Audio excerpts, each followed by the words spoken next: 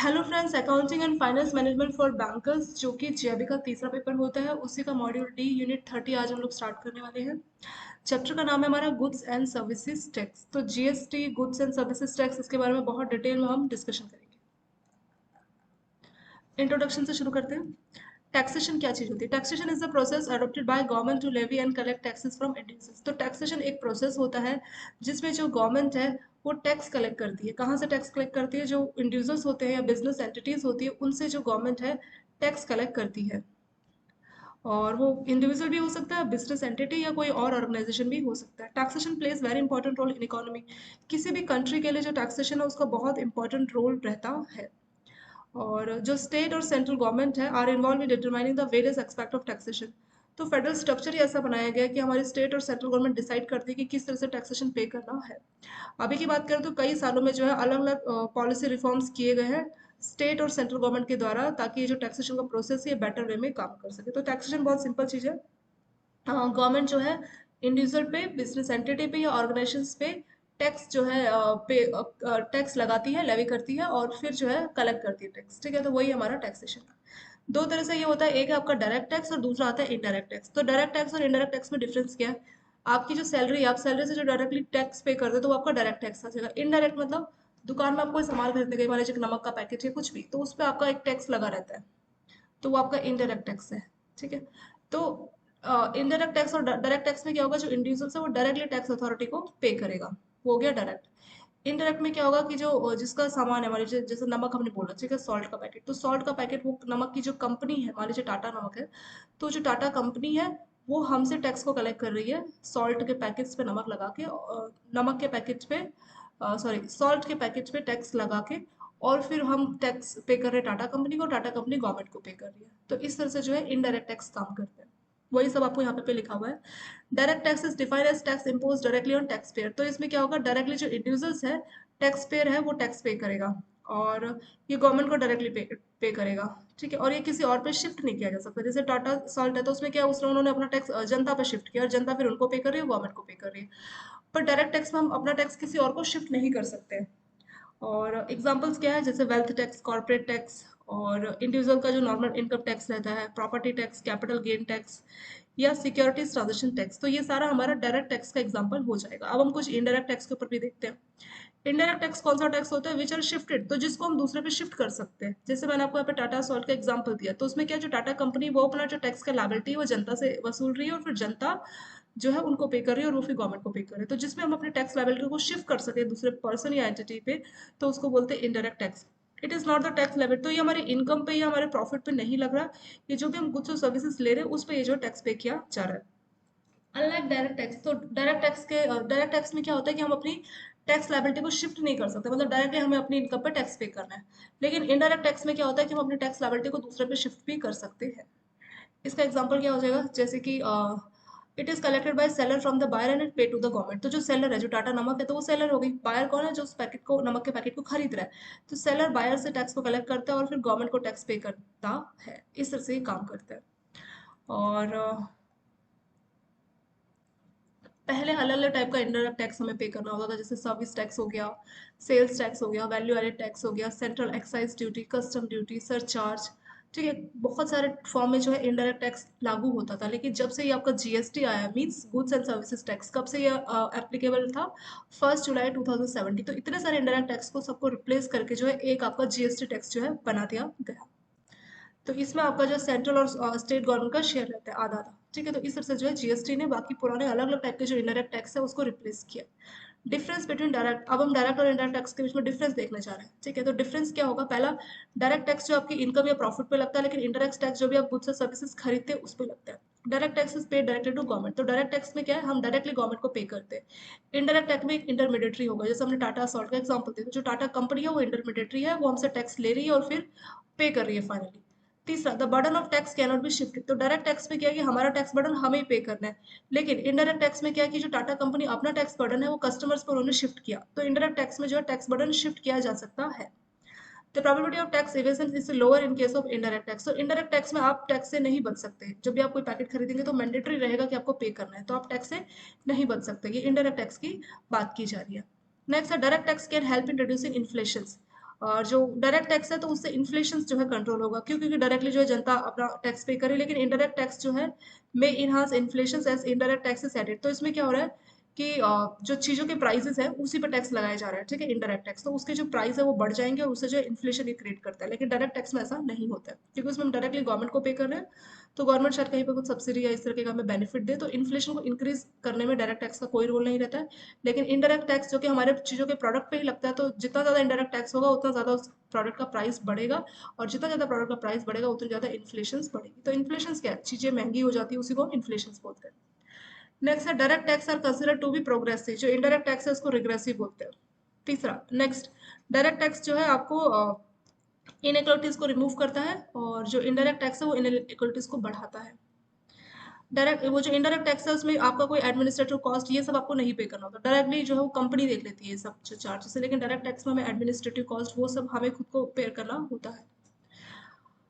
और indirect tax cover all members of society, तो indirect tax में सभी आ जाते हैं, कोई भी, अगर मान लीजिए कोई भिखारी भी होगा, अगर वो भी नमक का पैकेट, उसको भी पे करना पड़ेगा, लेकिन डायरेक्ट टैक्स सिर्फ उन्हीं लोगों को पे करना होगा जो कि टैक्स ब्रैकेट में आते हैं, ठीक है, उसमें मेंशन रहता है आपका अलग अलग टैक्स ब्रैकेट, अलग अलग टैक्स स्लैब है, उन्हीं को जो है डायरेक्ट टैक्स पे करना होता है। और कुछ अलग से मतलब एडिशनल इनडायरेक्ट टैक्स पे करना किया जाता है कुछ कमोडिटीज पे, जैसे सिगरेट हो गया, अल्कोहल हो गया, तो उस पर ज़्यादा एडिशनल जो है गवर्नमेंट टैक्स लगाती है, और इससे जो है इसकी कंजप्शन पे कंट्रोल करने का कोशिश करती है, ठीक है। वैसे जिनको पीना है सिगरेट या फिर ये अल्कोहल, वो लोग अपना कंज्यूम करते हैं, बट ज़्यादा महंगी हो जाएगी तो कम हो जाएगी, ठीक है। तो इनडायरेक्ट टैक्स के थ्रू जो है गवर्नमेंट इस तरह की जो चीज़ें उसके कंजप्शन पे रोक लगाने का कोशिश करती है। ये यहाँ पे आपका दोनों का डिफरेंस भी हो गया। नेक्स्ट अब आपका हेडिंग आता है goods and services tax, GST. तो कब से लागू हुआ? जीएसटी लागू हुआ 1 जुलाई 2017। तो बहुत सारे अलग अलग टाइप के इनडायरेक्ट टैक्स है, सबको मिला के, सबको रिप्लेस करके जो है जीएसटी आया। तो पहले वेट होता था, सर्विस टैक्स, मतलब बहुत सारे टाइप के अलग अलग, एक्साइज ड्यूटी, कस्टम, बहुत सारे अलग टाइप के टैक्स है, सबको रिप्लेस करके जो है जीएसटी आया।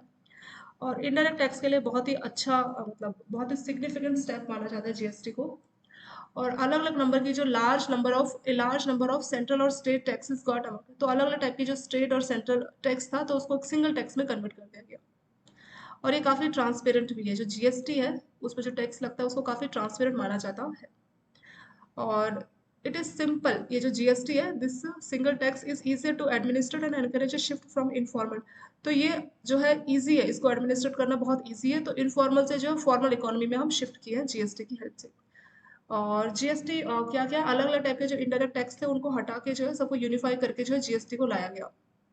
और जीएसटी किस चीज़ पे लागू होता है? It is levied on all transaction, तो हर तरह की आपकी ट्रांजेक्शन, जैसे कुछ सेल कर रहे हैं, कुछ ट्रांसफर कर रहे हैं, कुछ आप परचेज कर रहे हैं, लीज, कुछ बार्टर, या फिर कुछ गुड्स या सर्विस को आप इंपोर्ट कर रहे हैं, तो सभी में आपको जो है जीएसटी टैक्स पे करना होगा।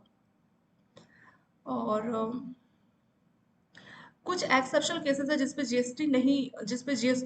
जीएसटी में नहीं लाया गया, वो कौन सा? Crude oil, petroleum product, electricity and alcoholic liquor, ठीक है, ये चार कैटेगरी जिसपे जीएसटी लागू नहीं होता है, इसमें जो पुराना टैक्स सिस्टम है वही काम करता है।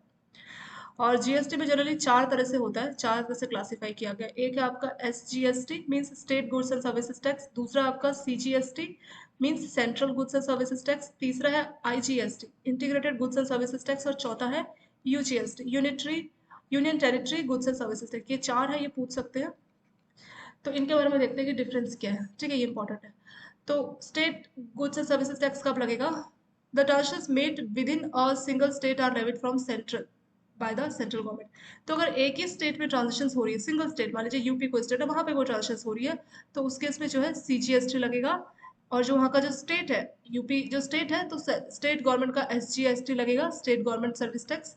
और सेंट्रल गवर्नमेंट का सीजीएसटी लगेगा, ठीक है। ये कब है? जब एक ही स्टेट में कोई भी ट्रांजेक्शन की जा रही है, जैसे यूपी, कोई भी एक single state, UP, Delhi, Delhi आपका यूटी हो गया, पंजाब, हरियाणा, कोई भी एक स्टेट में जो है अगर आपकी ट्रांजेक्शन की जाएगी, तो उस स्टेट का जो है उस स्टेट में दो टैक्स लगेंगे। एक तो सेंट्रल गवर्नमेंट तो कॉमन है ही, वो हर स्टेट में लगाएगी, प्लस उस जगह का जो स्टेट गवर्नमेंट है वो अपना एसजीएसटी लगाएगी, ठीक है, फॉर इंटर स्टेट ट्रांजेक्शन। लेकिन अगर एक स्टेट से दूसरे स्टेट अगर ट्रांजेक्शन हो रही है, तो उस केस में क्या लगेगा? उसमें लगेगा आईजीएसटी, ठीक है। सी एसजीएसटी और सीजीएसटी तो हम समझ गए ना। अगर किसी भी एक सिंगल स्टेट में कोई ट्रांजेक्शन हो रही है, तो वहाँ की स्टेट गवर्नमेंट एसजीएसटी टैक्स लगाती है और सेंट्रल गवर्नमेंट सीजीएसटी। तो मतलब जो भी टैक्स आपका जीएसटी रहेगा, तो उसमें आधा एसजीएसटी का कॉन्ट्रीब्यूशंस रहेगा और आधा सेंट्रल का रहेगा, ठीक है। तो जो भी जीएसटी वो दोनों को जोड़ के आपको जीएसटी लगाया जाएगा। लेकिन IGST integrated goods and services tax कब आता है?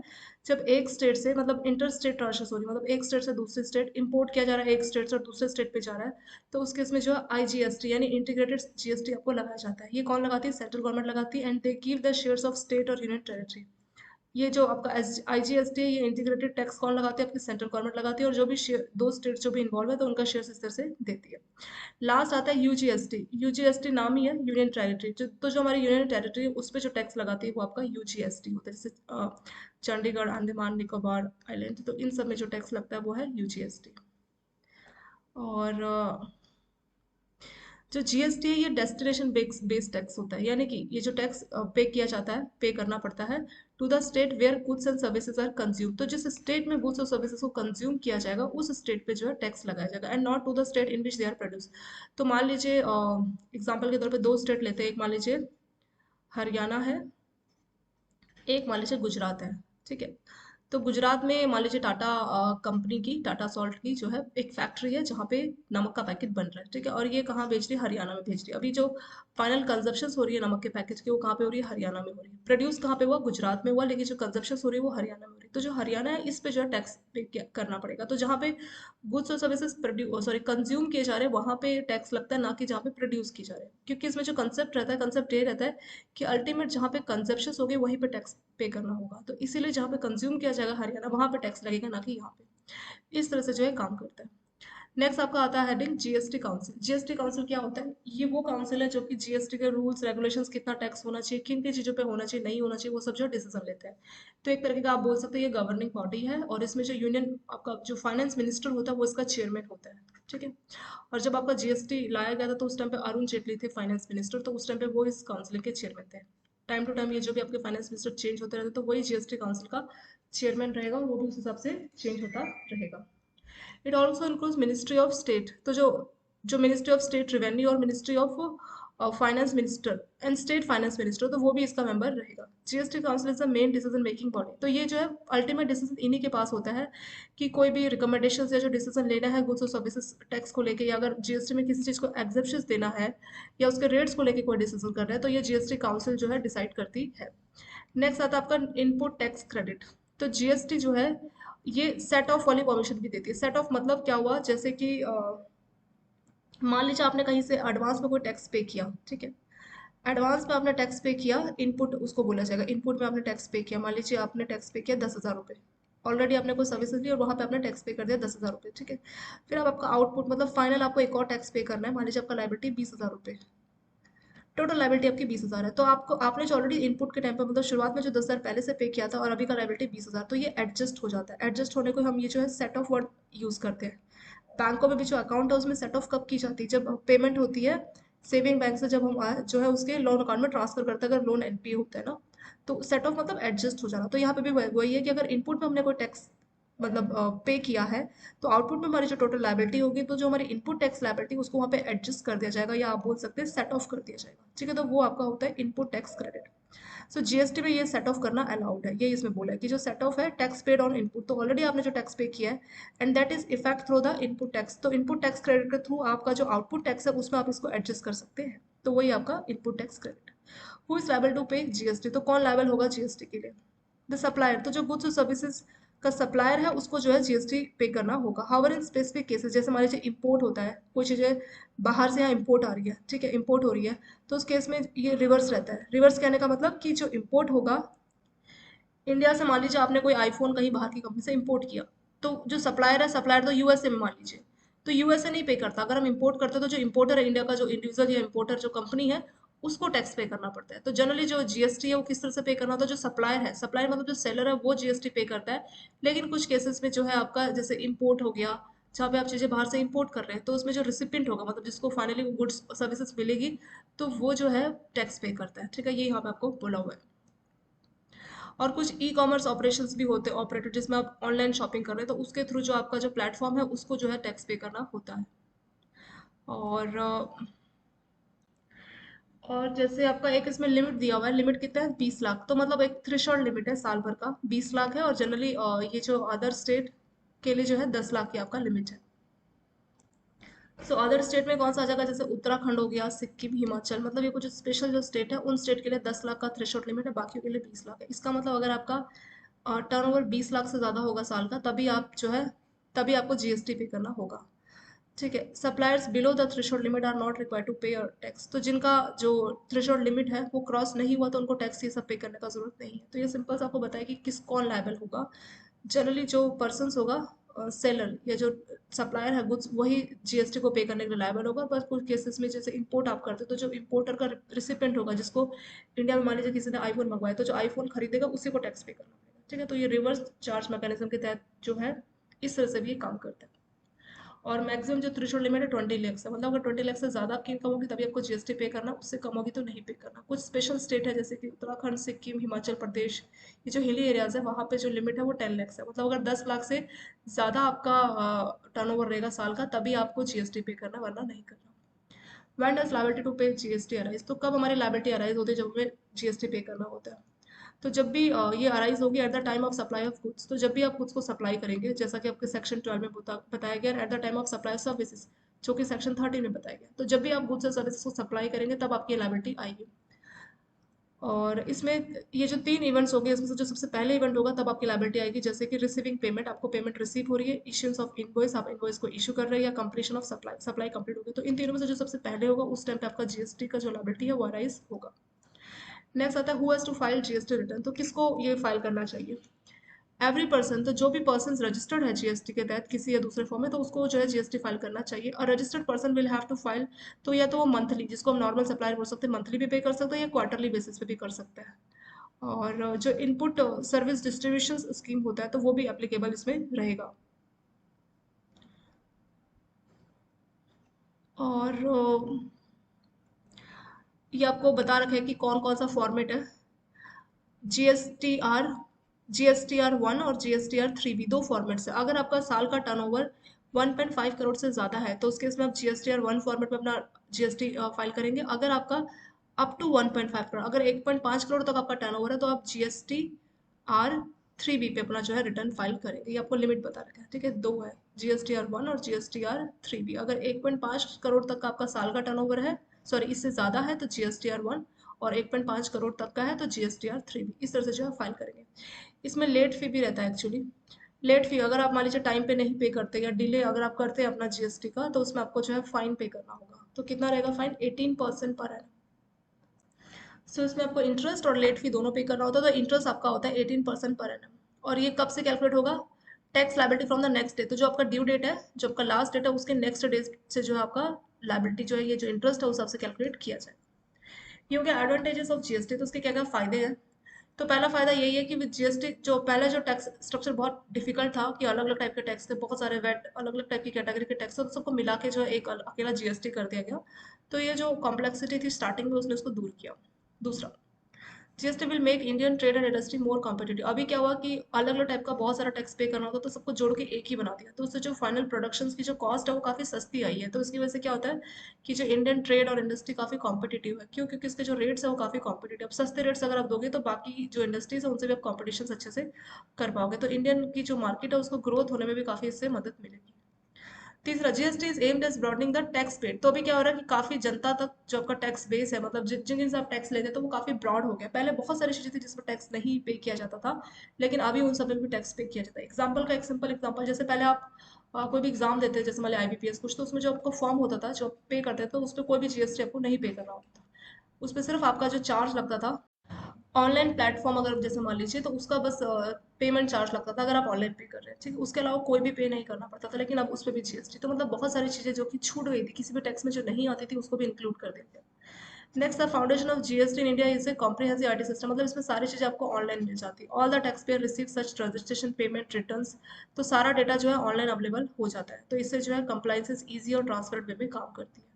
It will improve the ease of doing business, क्योंकि जो जीएसटी है उसमें इंडायरेक्ट टैक्स है और जो स्ट्रक्चर है वो यूनिफॉर्म है। मतलब ऐसा नहीं कि इस स्टेट में इतना टैक्स है। पहले क्या था कि स्टेट टू स्टेट भी टैक्स वैरी करता था, अभी सब कुछ यूनिफॉर्म हो गया। तो जो ईज ऑफ डूइंग बिजनेस है वो काफी ईजी हो गया।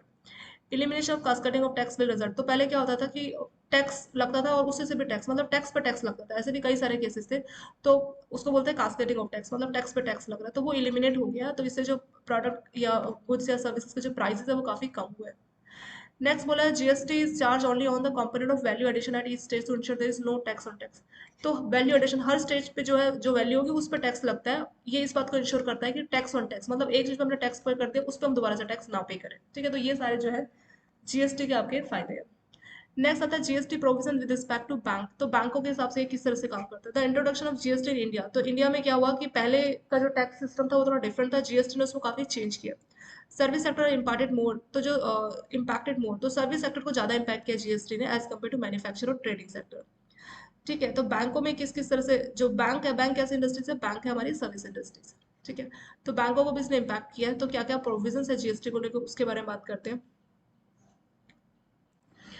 पहला पॉइंट है, जैसे बैंकों को आप जानते हैं कितनी सारी उनकी ब्रांचेस होती है। ठीक है, अलग अलग जगह पे कई सारी ब्रांचेस होती है, तो बहुत सारी जो बैंकों की ब्रांचेस होती है, तो जो रजिस्ट्रेशन है वो काफी हैसल्स, मतलब काफी टेंशन भरा है। क्यों? क्योंकि हर ब्रांच अलग अलग स्टेट में है, तो उसके हिसाब से रजिस्ट्रेशन कराना पड़ रहा है। Earlier bank with pan India operation would discharge their services tax compliance through a single centralize registration. पहले क्या होता था कि एक सिंगल सेंट्रलाइज वे में रजिस्ट्रेशन होता था और उसके हिसाब से जो है वो पैन इंडिया काम करता था, मतलब ऑल ओवर द इंडिया, और उसके हिसाब से आप टैक्स पे करते थे। लेकिन जब से ये जीएसटी आया तब से जो हर बैंक है require to obtain separate registration for each state. तो हर स्टेट में जो बैंकों की ब्रांच है, बैंक हर स्टेट में हर कोने में है, तो हर स्टेट के लिए उसको अलग से रजिस्ट्रेशन लेना पड़ता है वेयर दे ऑपरेट। तो जहाँ पे ऑपरेट कर रही है बैंक की ब्रांच, उस स्टेट का उसको अलग से जो है रजिस्ट्रेशन लेना पड़ता है। In addition to registration compliance burden about filing of returns also increase. तो अलग अलग ब्रांच में, जैसा ये तो वही हो गया कि आपको हर स्टेट के लिए अलग अलग जगह पर रजिस्ट्रेशन लेना पड़ रहा है, तो उसके स्टेट के अलग अलग कंप्लाइंसेस रहते हैं, तो वो बर्डन काफ़ी बढ़ गया है। ठीक है, और इसके लिए जो है मतलब in terms of returns, number of return formats, level of detail information, तो काफ़ी चीज़ें बढ़ गई है। मतलब एक तरह से बैंकों के लिए देखा जाए तो पहले जो चीज़ें सेंट्रलाइज में हो जाती थी, लेकिन अब हर स्टेट के लिए अलग से रजिस्ट्रेशन कराना पड़ रहा है, फिर उसके लिए अलग अलग से कंप्लाइंसेस बर्डन है। तो ये चीज़ें एक तरह से इंप्रूव, मतलब बैंकों के लिए जो है डिसएडवांटेजेस रहा है। दूसरा, input tax credit is leverage और डीलिवरेज। इसका मतलब क्या है? इनपुट टैक्स क्रेडिट आप जानते हैं ना कि जब हमारा स्टार्टिंग में हमने एडवांस में कोई टैक्स पे कर दिया, आउटपुट मतलब जो हमारी फाइनल लायबिलिटी होगी तो वहाँ पे सेट ऑफ हो जाता है। तो input tax credit is leverage और डिलीवरेज इस टर्म में किया गया कि जैसे बैंक और जो नॉन बैंकिंग फाइनेंशियल है वो ऑप्ट करते थे कि option of reversal 50% of CENVAT, ये होता है सेंट्रल वेट। ठीक है, मान लीजिए उन्होंने सेंट्रल वेट ऑलरेडी पे किया तो उसमें से 50% का जो है वो एडजस्टमेंट के लिए बोलते थे।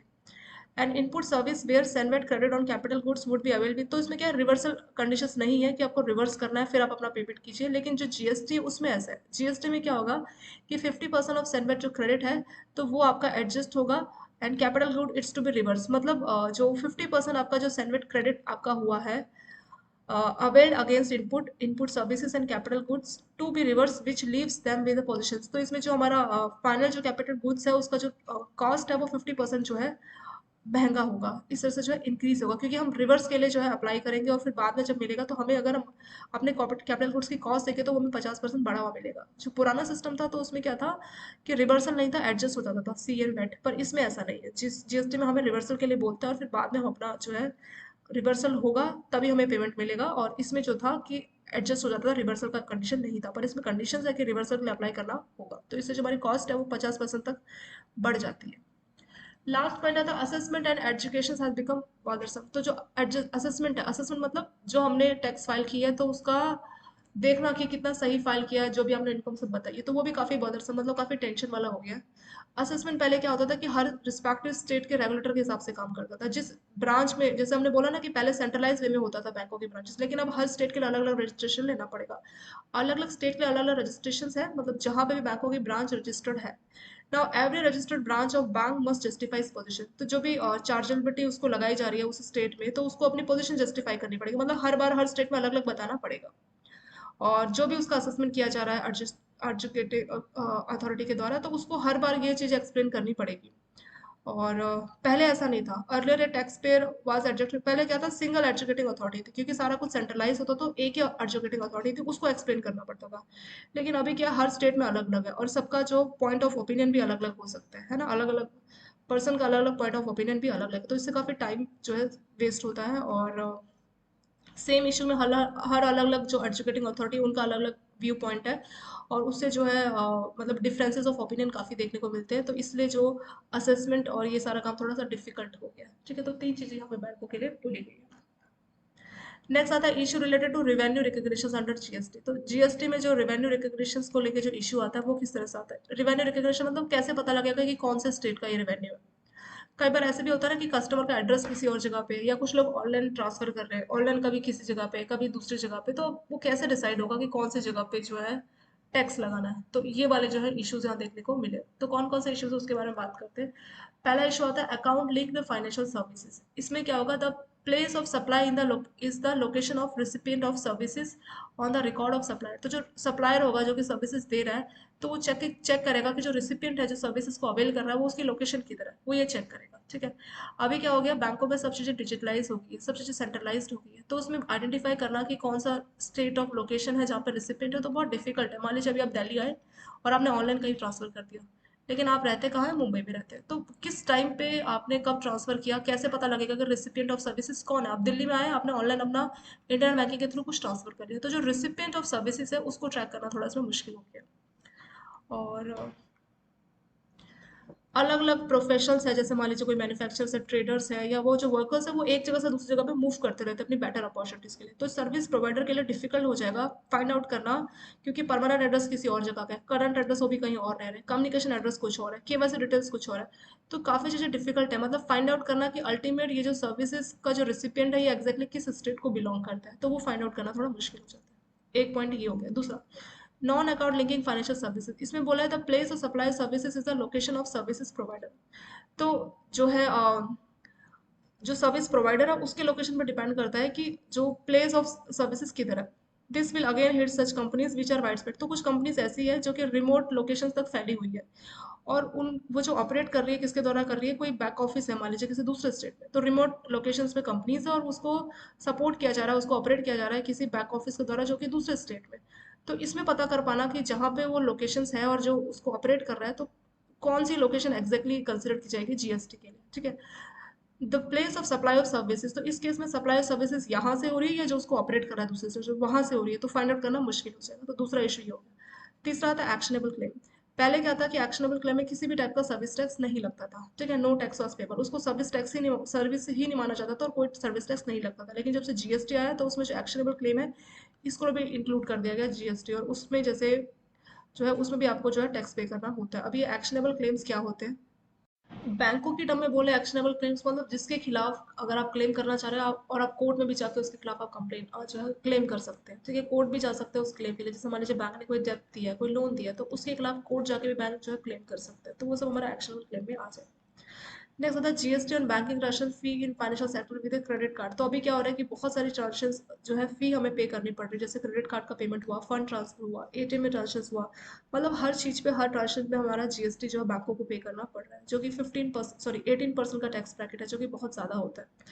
ठीक है, जैसे आप लोन में कोई फी चार्ज कर रहे हैं प्रोसेसिंग फी, तो उस प्रोसेसिंग फी पे भी आपको जो है जीएसटी पे करना पड़ रहा है। तो इससे जो है टैक्स रेट काफ़ी बढ़ गया और इंडिविजुअल को ज़्यादा टैक्स पे करना पड़ता है बैंकिंग ट्रांजेक्शन्स के लिए। ठीक है। और बैंकों के ब्रांचेस जो एक दूसरे को भी जो सर्विसेज दे रही है उसमें भी टैक्स लग रहा है, which is taxable under GST. लेकिन बाद में वो अपना इनपुट टैक्स क्रेडिट के थ्रू जो है क्लेम कर सकते हैं, लेकिन वो अननेसेसरी पेपर वर्क और ऑपरेटिंग कॉस्ट को एक तरह से इंक्रीज करता है। इसके साथ ये लेटर सम अप आ गया, इसको शॉर्ट में हम लोग रिवाइज करते हैं, फिर इसके क्वेश्चन आंसर भी हम लोग डिटेल में जो है डिस्कशन करेंगे। शुरुआत हमने कहाँ से की थी इस चैप्टर की? शुरुआत की थी इंट्रोडक्शन से। टैक्सेशन क्या है? जिसके थ्रू जो गवर्नमेंट है वो वहाँ की जनता, इंडिविजुअल्स, ऑर्गेनाइजेशंस पे जो है टैक्स लगाती है, वही हमारा टैक्सेशन है। दो तरह से होता है, डायरेक्ट टैक्स और इनडायरेक्ट टैक्स। डायरेक्ट टैक्स में क्या होगा, जो इंडिविजुअल्स होगा वो अपनी इनकम पे डायरेक्टली टैक्स पे करेगा गवर्नमेंट को। इनडायरेक्ट टैक्स में क्या होता है, जैसे मान लीजिए हमने टाटा सॉल्ट का एग्जांपल लिया, तो इसमें जो कंपनी है वो हमसे टैक्स लेगी और बदले में वो टैक्स का पैसा लेके गवर्नमेंट को देगी। जैसे टाटा कंपनी वो सॉल्ट के पैकेट्स पे जो है टैक्स लगा रही है, हम लोग टैक्स पे कर रहे हैं। ठीक है, और उसके बाद क्या होगा कि वो जो टाटा कंपनी उसको टैक्स मिल गया और फिर वो गवर्नमेंट को देगी, तो वो होता है हमारा इनडायरेक्ट टैक्स। इसमें मेन डिफरेंस क्या है? डायरेक्ट टैक्स हमारे इनकम पे लगता है, इनडायरेक्ट टैक्स जो हम खुद से सर्विसेज खरीद रहे हैं उस पर लगता है। डायरेक्ट टैक्स हम डायरेक्टली गवर्नमेंट को पे करते हैं। इनडायरेक्ट टैक्स में एक इंटरमीडिएटरी होता है जो कि जाके गवर्नमेंट को पे करता है। और जो डायरेक्ट टैक्स है उसमें टैक्स इवेजन मतलब टैक्स से आप बच सकते हैं, लेकिन इनडायरेक्ट टैक्स में आप नहीं बच सकते।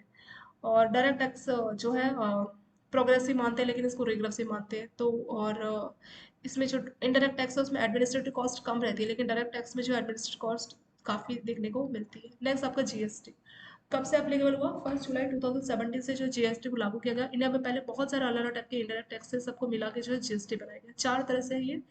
सेंट्रल, स्टेट, इंटीग्रेटेड और यूनियन टेरिटरी जीएसटी। चारों में डिफरेंस है। अगर कोई भी किसी एक सिंगल स्टेट में ट्रांजेक्शन की जा रही है तो वहाँ के स्टेट गवर्नमेंट टैक्स लगाते हैं, जिसको एसजीएसटी बोलते हैं, और सीजीएसटी की सेंट्रल गवर्नमेंट। तो मान लीजिए अगर आप 18% टैक्स पे कर रहे हैं किसी स्पेसिफिक स्टेट में, तो उसमें से 9% आपका जाएगा एसजीएसटी और 9% जाएगा सीजीएसटी। आईजीएसटी कब होता है? इंटीग्रेटेड जीएसटी तब आता है जब इंटर स्टेट, मतलब एक स्टेट से दूसरे स्टेट पर ट्रांजेक्शन की जा रही है, तो जो आपका टैक्स लगेगा वो आपका आईजीएसटी। यूजीएसटी जब यूनियन टेरिटरी इन्वॉल्व होगा तो उस केस में यूजीएसटी वाला टैक्स लगेगा।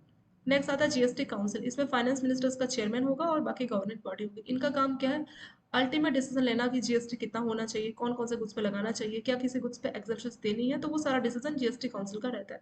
इनपुट टैक्स क्रेडिट, मतलब इनपुट के टाइम पे आपने कोई पहले से आपने टैक्स पे कर दिया और आउटपुट मतलब फाइनल आपकी टैक्स लायबिलिटी आपको पे करनी है, तो जो आपने पहले पे किया वो सेट ऑफ हो जाता है, उसी को बोलते हैं input tax credit. Who is liable to pay GST? तो जो भी इंडिविजुअल्स गुड्स और सर्विसेज को जो है सप्लायर है, गुड्स और सर्विसेज सप्लाई करा, तो उसके लिए ये मैंडेटरी है कि वो जीएसटी फाइल करेगा।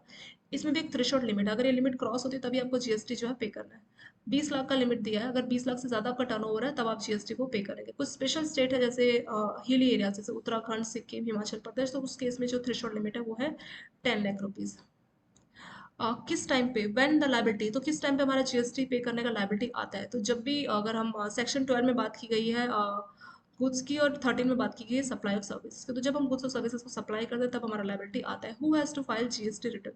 तो किसको फाइल करना चाहिए? तो कोई भी पर्सन जिसका जीएसटी रजिस्ट्रेशन है और वो जो किसी भी गुड्स और सर्विसेज को सप्लाई कर रहा है, तो उसको जो है पे करना होगा। वो अपना मंथली यानी नॉर्मल सप्लायर है, क्वार्टरली यानी कंपोजिट स्कीम के तहत जो है वो अपना पे कर सकता है। अगर साल का टर्नओवर किसी का मान लीजिए, इसमें अलग से एक फॉर्मेट है, ठीक है, अलग अलग डिटेल फॉर्मेट है। जैसे मान लीजिए जीएसटीआर 1, तो जो पर्सन रजिस्टर्ड किए हैं जीएसटी के सर और साल का उनका टर्नओवर 1.5 करोड़ से ज़्यादा है, तो जीएसटीआर 1 फॉर्मेट से जो है जीएसटी फाइल करेंगे। जीएसटीआर 3 भी किसके लिए? जिनका टर्नओवर साल में 1.5 करोड़ तक है, उनके लिए जीएसटीआर 3 भी है। लेट फी भी लगता है, अगर टाइम पे अपना टैक्स फाइल नहीं करेंगे तो ड्यू डेट आपका खत्म हो गया तो उसके बाद से आपका लेट फी प्लस आपको पेनल्टी अलग से पे करनी होगी। तो इंटरेस्ट भी लगेगा जो अमाउंट आपका लायबल है, प्लस आपको लेट फी भी पे करनी होगी, जो कि इंटरेस्ट आपका 18% तक लग सकता है।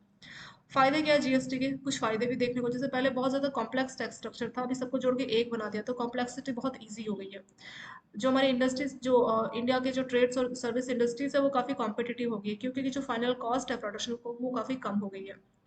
और GST is aimed at broadening the tax base. तो पहले टैक्स कुछ ही चीज़ों पे लगता था, लेकिन जीएसटी से वो चीज़ें काफ़ी बढ़ गई है, अब काफ़ी चीज़ों पे जो टैक्स कवर हो जाता है। और जीएसटी से क्या हुआ कि कास्केडिंग ऑफ टैक्स, मतलब पहले क्या था टैक्स पे टैक्स लगता था, लेकिन जीएसटी की वजह से वो जो इशू वो भी रिजॉल्व हो गया।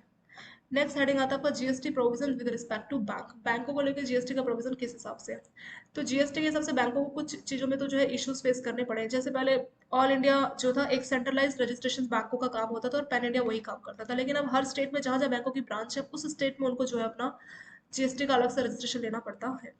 दूसरा जो इनपुट टैक्स क्रेडिट है वो लिवरेज और डिलिवरेज किया गया, यानी कि पहले क्या करते थे कि जो रिवर्सल कंडीशंस है, मतलब जैसे मान लीजिए 50% का सीएनबीटी का ऑप्शन है उसको आप रिवर्सल के लिए अप्लाई कर सकते थे, लेकिन इसमें क्या होगा विद नो रिवर्सल कंडीशन, मतलब रिवर्स करने का जरूरत नहीं, वो एडजस्ट हो जाता था। लेकिन अभी क्या है कि रिवर्स करना पड़ेगा और फिर एडजस्ट नहीं किया जाएगा, इस तरह का कंडीशन सीईएन वीएट केस को, यानी कि सेंट्रल वैट जो पे करते हैं, और वो रिवर्सल के लिए नहीं बोला गया, मतलब उसमें जो था कि रिवर्सल का कोई कंडीशन नहीं था, एडजस्ट हो जाता था। लेकिन अभी जो है रिवर्सल का कंडीशंस मैंडेटरी कर दिया, मतलब रिवर्स आपका जो अमाउंट आपको रिवर्स हो जाएगा, पूरा अमाउंट पे कीजिए, इस तरह का सिस्टम अभी कर दिया गया। लास्ट असेसमेंट, पहले क्या था कि सेंट्रलाइज था तो एक ही असेसमेंट अथॉरिटी थी, लेकिन अभी क्या हर स्टेट में जहाँ जहाँ बैंकों की ब्रांच है वहाँ अलग अलग एक असेसमेंट रहेगा, तो उनके जो ओपिनियन है, पॉइंट्स है, उसमें थोड़ा डिफरेंस आ सकता है, तो इसलिए जो असेसमेंट का प्रोसेस है वो काफ़ी डिफिकल्ट एक तरह से कर दिया है। Issue related to revenue recognition. अब जीएसटी में रिवेन्यू रिकग्निशन पता करना कि कौन से स्टेट को पे करना है, तो किस तरह से होगा? पहला account link to financial service. तो प्लेस ऑफ सप्लाई भी बहुत मुश्किल होगी, क्योंकि अभी क्या है डिजिटलाइज है, सारी चीज़ें ऑनलाइन है, तो हम फाइंड आउट करना ये मुश्किल कि किस स्टेट में जो है सर्विस दी गई है, तो वो डिफिकल्ट हो गया। दूसरा नॉन अकाउंट लिंक फाइनेंशियल, अभी क्या करते हैं लोग अपने अपॉर्चुनिटीज़ की तलाश में जो इधर उधर लोकेट करते हैं, ठीक है। और कुछ कंपनीज मान लीजिए ऐसी है जो कि बैक ऑफिस किसी दूसरे स्टेट में है और वो मतलब वो कंट्रोल किसी रिमोट एरियाज को कर रही है, तो जिस रिमोट एरिया में वो कंपनी है और जो उसका बैक ऑफिस है, फाइंड आउट करना कि किस जगह पे एक्जैक्टली सर्विसेज डिलीवर की गई है, वो डिफिकल्ट टास्क है। एक्शनेबल क्लेम में पहले कोई भी जीएसटी नहीं लगता था, और लेकिन अभी जो है उसको भी जीएसटी वाले प्रीव्यू में ला दिया, मतलब पहले इस पर कोई टैक्स नहीं लगता था। लास्ट है GST in banking fee in financial services. तो अभी हर तरीके की जो बैंकिंग फी है, हर किसी पे आपको जीएसटी पे करना होता है। जैसे मान लीजिए क्रेडिट कार्ड पेमेंट कर रहे हैं, जीएसटी लगेगा। प्रोसेसिंग फी बैंक चार्ज कर रहा है किसी लोन का, उसमें भी जीएसटी लगेगा।